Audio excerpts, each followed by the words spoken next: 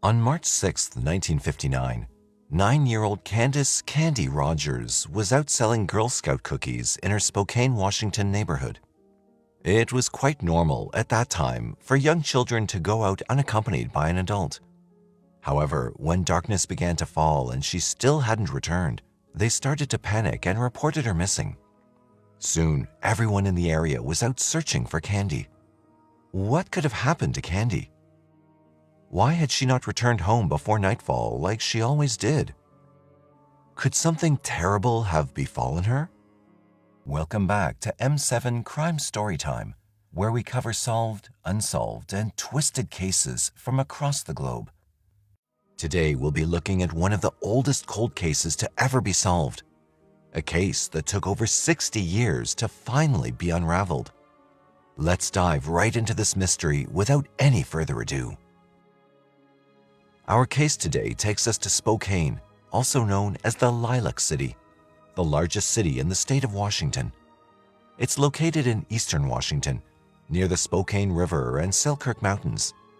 Covering an area of just under 70 square miles, it has a population of over 220,000 people. It's well known for its vibrant culture with many museums and theaters, and for hosting Spokane Hoop Fest, the world's largest basketball tournament. And Spokane is where our tale begins. On July 13, 1949, in the city of Spokane, Carl and Elaine Rogers were blessed with a beautiful baby girl who they named Candace. They were overjoyed at the birth of their first child. Candace was a bright and beautiful baby. She had a happy, carefree childhood and grew up without a care in the world. She was well loved by her family and friends who affectionately called her Candy. She was a friendly child, outgoing and always willing to make new friends. She attended the Holmes Elementary School in Spokane, where she was beloved by her peers and teachers. When she was 9 years old and in the 4th grade, she began to take part in after-school activities.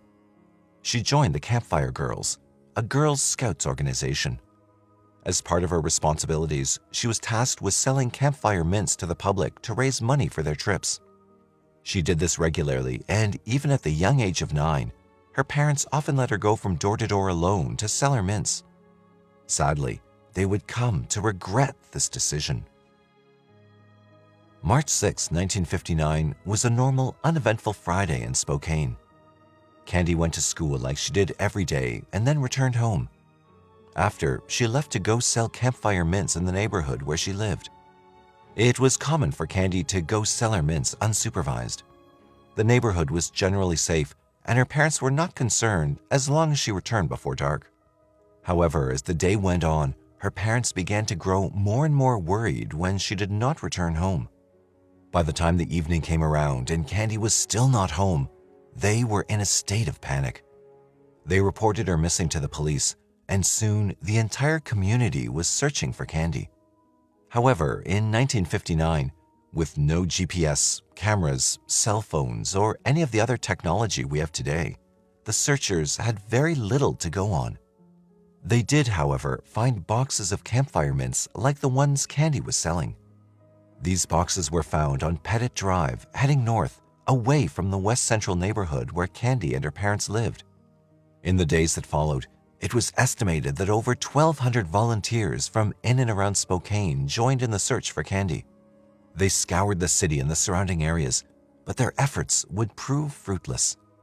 Even the U.S. Air Force contributed, providing a helicopter crew that would search the remote areas surrounding Spokane from above. Tragically, the day after Candy's disappearance, this helicopter crashed into the Spokane River after colliding with some high-tension power lines above the area. 3 of the 5 crew members, Airman Marlis D. Ray, Sergeant William A. McDonnell, and Lieutenant Kenneth J. Fotek were killed in the crash. The other 2 crew members were injured but survived. Search efforts continued in the 2 weeks after the crash, but the number of volunteers was dwindling, as many had given up hope of finding the young girl. But on March 21, 1959, 2 airmen from Fairchild were out hunting in the woods off the Old Trails Road, at a spot about 7 miles from Candy's house. They found a pair of girls' shoes in the woods. They too had obviously heard about Candy being missing, and on their way back, they wondered if these shoes belonged to her. When they reported what they'd found to the authorities, a search party was organized, and the next day, this party descended upon the area where the hunters had found the shoes. Only a few minutes into the search, Candy's body was discovered buried under a shallow layer of brush and pine needles. Though her parents had hoped against all hope that she was perhaps alive, they now knew for sure that she was gone forever, and they were devastated. When Candy's body was found, forensic science was nothing like it is today. Back in 1959, there was no such thing as DNA analysis. When they examined Candy's body, all they were able to tell was that she'd been dead for about 2 weeks and that she'd been cruelly strangled to death with a piece of her own clothing. They were also able to tell she'd been sexually assaulted before her death. Due to this, police officers were careful to preserve any evidence found at the crime scene. They stored samples of Candy's clothing, which they believed contained the DNA of the person who had killed her. Despite the fact that DNA testing or analysis did not yet exist at the time, they stored the evidence in the hopes that someday it would help them solve the case. Other than this, the police did not really have much to work with. They put out a request to the public, asking for anyone with any leads or information regarding the murder to come forward. This was the beginning of a long and tiring investigation. Little did they know that it would drag on for more than 60 years. In 1959, there was no registered sex offender program, so instead, the police looked up all individuals in the area with similar criminal histories. They also followed up on thousands of tips provided to them by the public, but very few actually proved useful. However, they did zero in on a number of suspects in the initial stages of the investigation. A prime suspect, whom the police never had enough evidence against, but whom they seriously questioned, was Hugh Beyond Morse. Hugh Morse was a serial killer who murdered 2 Spokane women and nearly killed a third in a cross-country spree of violence against women and girls in the late 1950s and 60s.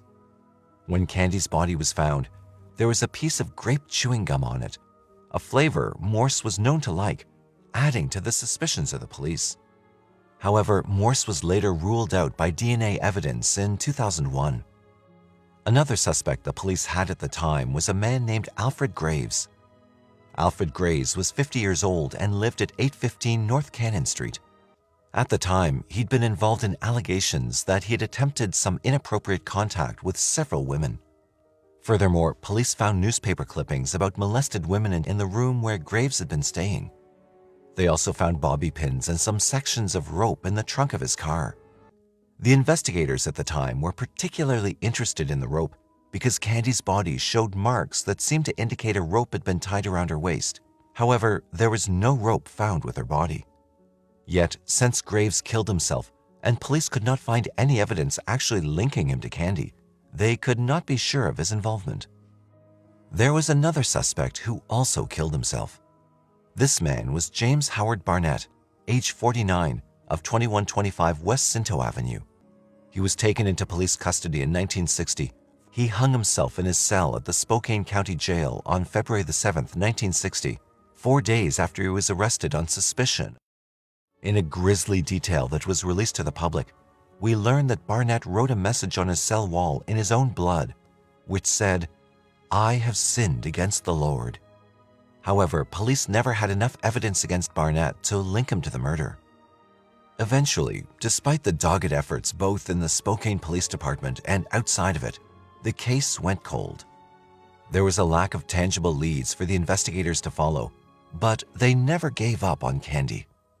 In fact, as the original detectives grew old and retired from the force, they passed on the case to the younger investigators who had replaced them and encouraged them to keep digging in the hopes that they would find something that the initial investigators had missed.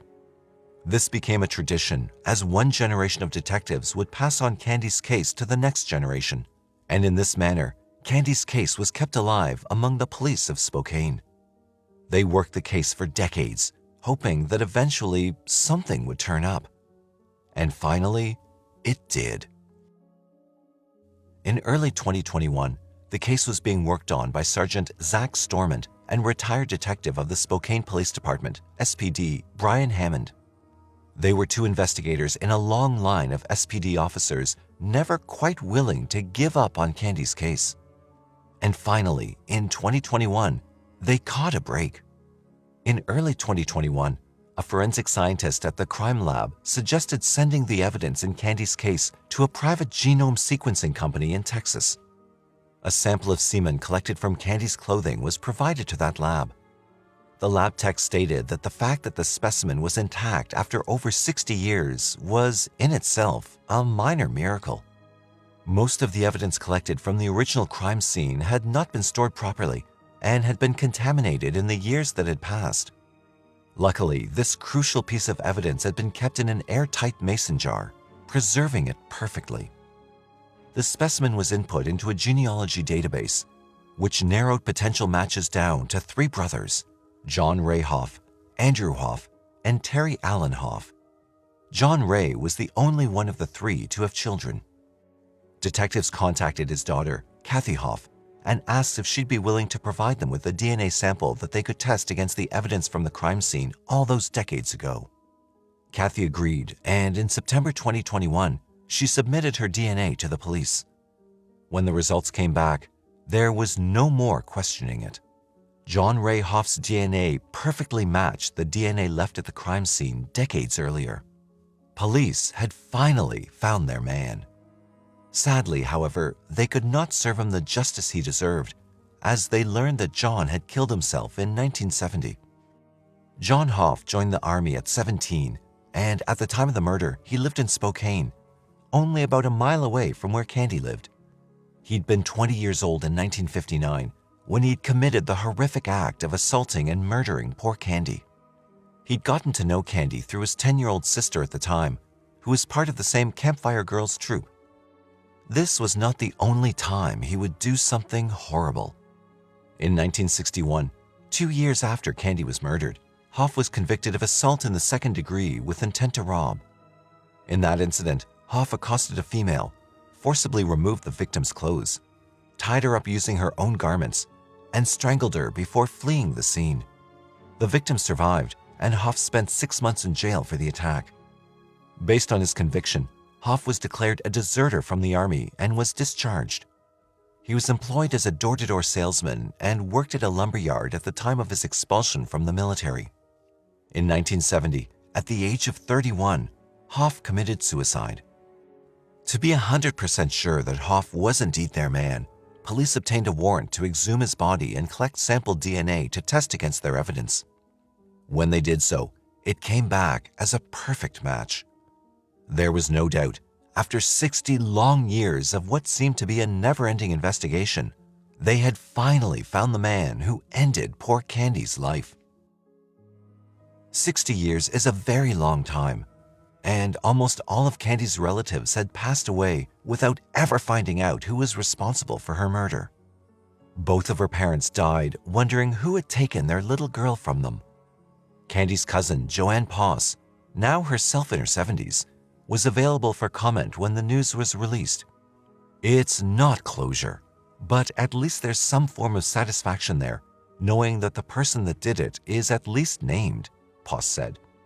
He may be in a grave, but he's named. While Poss herself was relieved to finally have answers, she knows it's something Candy's parents never got. They never saw him pay or die for it or whatever, she said. They went to their grave not knowing, and that was hard, very hard. Spokane detectives were overjoyed at the end of a case that they'd been working on for over 60 years. Major Crimes Detective Zach Stormont said the closing of the case had been a long time coming. It's the Mount Everest of our cold cases, the one we could never seem to overcome. But at the same time, nobody ever forgot, he said. Finally, over 6 decades, the case was solved, and we hope that, wherever she is, Candy is resting peacefully. And there it is, folks, the tale of how a 60-year-old cold case was finally solved. Are you impressed by the dedication shown by the generations of detectives who never let the memory of Candy fade away? Let us know your thoughts in the comments down below. And if you enjoyed the video, please like, share, and subscribe to the channel. Until next time, Stay safe.